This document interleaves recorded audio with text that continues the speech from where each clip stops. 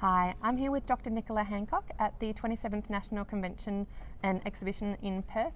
Thanks for joining us, Nicola. Hi, absolutely. Can you start by giving us a little bit of an idea about your background? Sure. I graduated 40 years ago, and really since that time I've been working in mental health as a clinician and as a program director, and more recently moved into academia. So about 17 years I've been working in academia. Fantastic. And what first inspired you to become an occupational therapist? A long time ago. I think actually my biggest inspiration what came from someone who's actually at the conference here. Oh, really? Someone called Karen Arblaster, and she and I as high school students were working in a gym.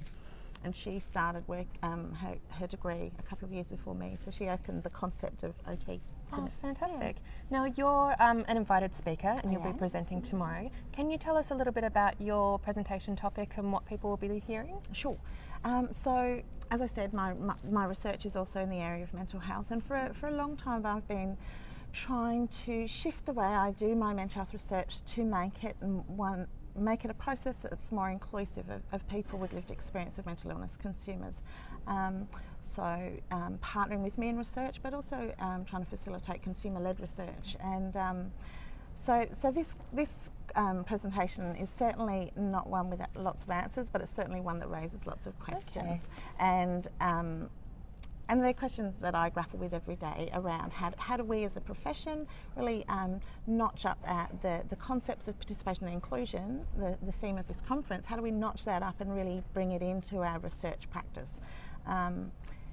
So I can share some of the stories and experiences of my research team, but it's certainly not full of answers. It's raising lots of questions, really. Yeah. And I guess one of my questions is that mental health seems to be one of those areas that isn't as widely recognised or understood by members of the public, and seeing OTs in that space. Why do you think that might be? Oh, well, part of me wants to really argue with you, but perhaps you're right, and perhaps it's because traditionally occupational therapists in the mental health space, occupational therapy actually started in the mental health area, really? right? Okay.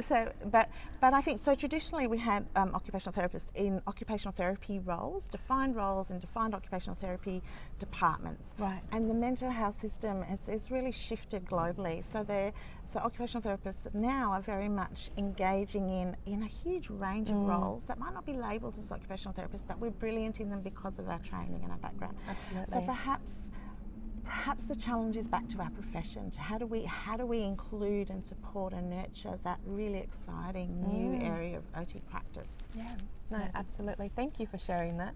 Now, if you would like to come and see Nicola's presentation tomorrow, what time will you be presenting? I'm on at 10:45 in the morning. Excellent. So make sure that you come down and see Nicola present 10:45 on Friday at the Riverside Theatre. And if you haven't been able to come along to the conference this year, you can still join the conversation by using the hashtag below. Thanks again for chatting with us. Thank you.